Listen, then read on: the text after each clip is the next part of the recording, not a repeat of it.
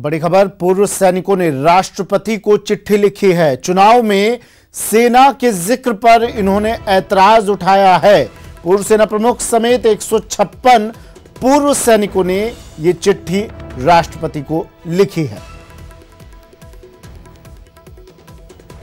चुनाव में सेना के नाम का इस्तेमाल क्यों किया जा रहा है, इस पर सवाल उठाया जा रहा है। बता दें आपको, उत्तर प्रदेश के मुख्यमंत्री योगी आदित्यनाथ मुख्तार अब्बास नकवी अपनी कई जनसभाओं में सेना के नाम का इस्तेमाल कर चुके हैं और अब इस बात से खफा होकर पूर्व सैनिकों ने ये चिट्ठी राष्ट्रपति को लिखी है और कहा है कि क्यों सेना का जिक्र बार बार चुनावी रैलियों में, भाषणों में किया जा रहा है।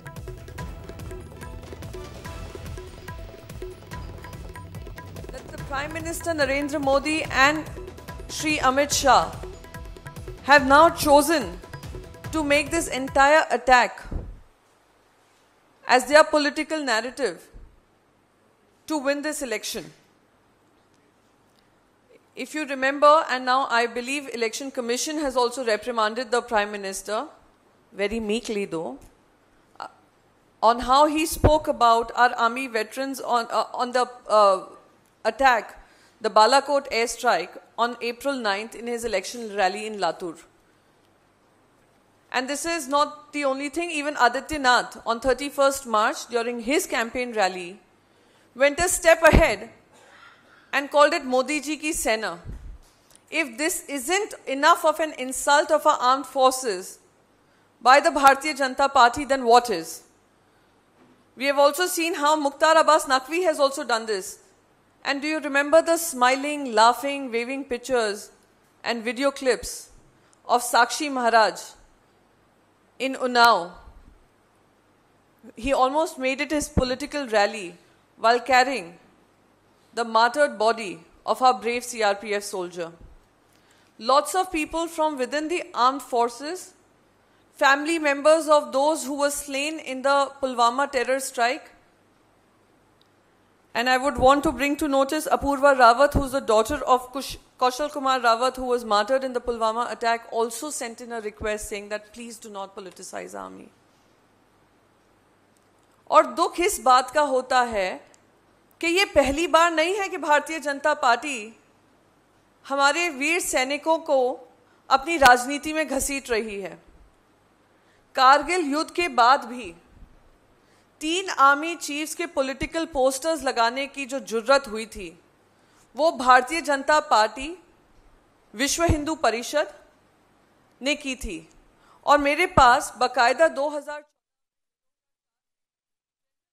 शैलेंद्र वांगू मेरे सहयोगी दिल्ली से हमारे साथ फोन लाइन पर जुड़ गए हैं। शैलेंद्र, मोदी जी की सेना और अब ये सेना मैदान में उतर आई है। अब ये सेना चिट्ठी लिख रही है, राष्ट्रपति को नाराजगी जता रही है कि क्यों चुनाव में हमारा नाम का इस्तेमाल किया जा रहा है।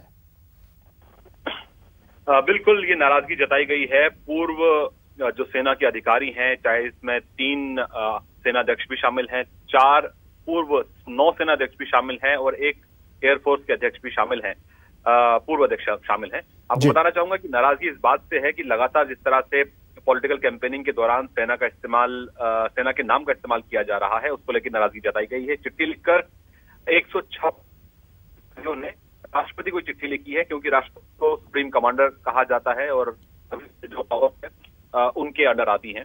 तो ऐसे में उन्होंने नाराजगी जताई है कि सेना के वैलर को लेकर और सेना, मोदी जी की सेना को खासतौर से उन्होंने इस बात जताई है और ये भी कहा है कि जिस तरह से स्ट्राइक्स की जाती हैं सीमा पार, उस पर कोई भी पॉलिटिकल पार्टी अगर उस पर अपना दावा ठोकती है या उससे क्रेडिट लेती है तो ये बिल्कुल गलत है। और साथ ही साथ कुछ पॉलिटिकल पार्टीज जो है उनके यहाँ पर आर्मी यूनिफॉर्म पहनकर कार्यकर्ता मैदान में पहुंचते हैं। तो इस तरह का सेना का पॉलिटिसाइजेशन नहीं होना चाहिए, इसी बात को लेकर आपत्ति है।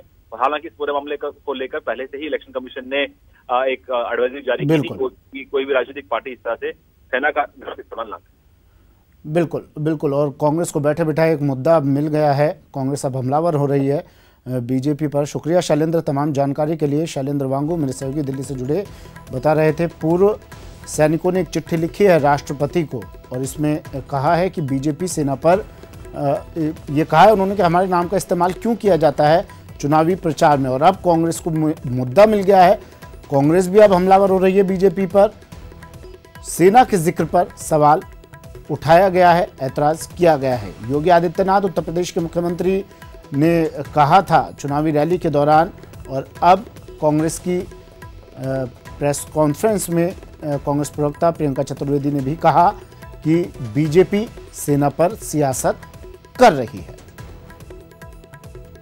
जिनके भी रूप बदलते हैं, नए नए सांचे में ढलते हैं, एक डिग्री आती है, एक डिग्री जाती है, बनते एफिडेविट नए हैं।